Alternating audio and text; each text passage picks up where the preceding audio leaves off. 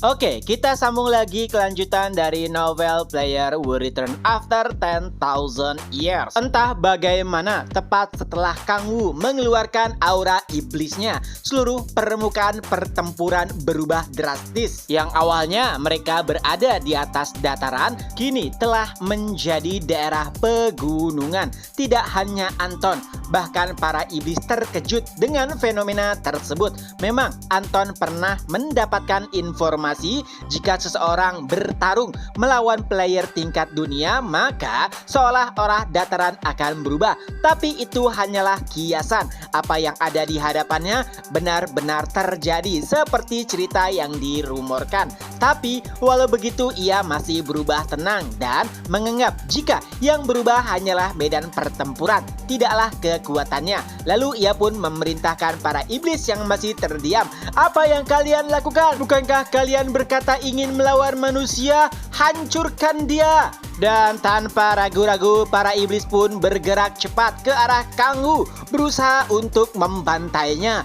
Mati! Tapi sayangnya Kang Wu bahkan tidak bergerak dari tempatnya. Ia hanya menggunakan beberapa otoritas dan pada akhirnya semua iblis yang berusaha menyerangnya mati begitu saja. Mereka terdiri dari iblis di lingkaran kelima, iblis lingkaran keenam, dan beberapa iblis di lingkaran bawahnya. Tidak ada sedikit pun dari mereka yang berhasil bertahan lama saat Kang Wu menggunakan kekuatannya. Ya, walaupun Kang Wu telah banyak mengkonsumsi energi iblis, tapi untungnya berkat senjatanya yaitu kunci energi lautan iblis, semuanya kini menjadi baik-baik saja.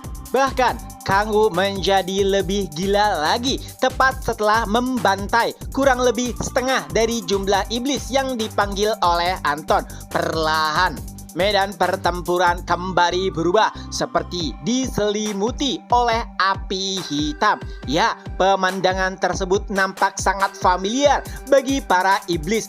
Dan salah satu dari mereka pun akhirnya mengingat beberapa cerita di masa lalu, yaitu tak kala seorang manusia melawan 7 Arkduk di lingkaran neraka ke-9. Ya, medan pertempuran di sana hampir menyerupai replika kondisi di lingkaran neraka ke-9. Iblis tersebut pun nampak pucat, ketakutan. Lalu ia bergumam, "Raja Iblis, bagaimana bisa simbol dari kekuatan naga ada di sini?"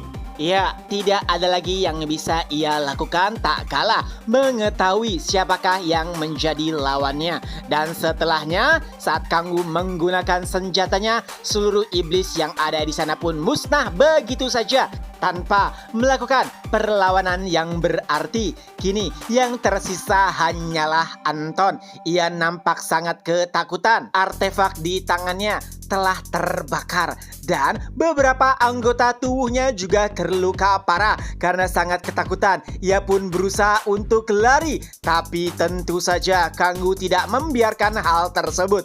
Kang Wu pun berkata dari belakang Anton, "Jadi, apakah kau benar-benar telah mengetahui siapa aku?" Anton yang nampak sangat ketakutan hanya bisa berkata, Siapa kau sebenarnya?" Kang Wu pun menjawab, "Apakah kau sangat penasaran? Dan apakah jika aku memberitahumu itu bisa membuatmu mati dengan tenang?" Ya, walaupun Kang Wu tidak memberitahukan identitas aslinya, tapi ada satu hal yang pasti, aura yang dipancarkan oleh Kang Wu hampir familiar dengan aura para petinggi yang berada di kultus iblis. Tidak, itu bahkan lebih mengerikan daripada aura mereka. Kini yang ada di kepala Anton hanyalah satu, yaitu bagaimana caranya bertahan hidup. Oleh sebab itulah, satu-satunya hal yang bisa ia lakukan adalah meminta untuk Kang Wu mengampuninya. Tapi Kang Wu menanggapinya dengan santai. "Mengampunimu? Melihat energi iblis yang ada di tubuhmu, pasti kau telah banyak menghabisi orang-orang. Dan katakan padaku, apakah pernah sekalipun kau mengampuni mereka?" Dan mulai teringat saat Anton membantai atau menjadikan mereka tumbal untuk mendapatkan energi iblis, dan tentu saja tidak seorang pun dari mereka yang ia selamatkan walaupun mereka memohon untuk diselamatkan, yang artinya ia sudah tahu bagaimanakah akhir dari dirinya. Lalu Kang Wu kembali berkata, sebelumnya kau berkata bahwa kita agak mirip. Ya, aku mengakuinya jika kita sedikit mirip karena aku tidak pernah mengasihani lawan-lawanku. Dan setelahnya menggunakan otoritas pedasi, Kang Wu pun langsung melahap Anton. Tidak hanya itu, untuk mengambil atau mengkonsumsi jiwa iblis yang telah ia kalahkan, Kang Wu menggunakan atribut terbarunya, yaitu Reaper of Soul. Perlahan seluruh jiwa iblis yang telah ia kalahkan pun masuk ke dalam tubuh Kang Wu. Itu adalah sensasi yang belum pernah ia rasakan sebelumnya.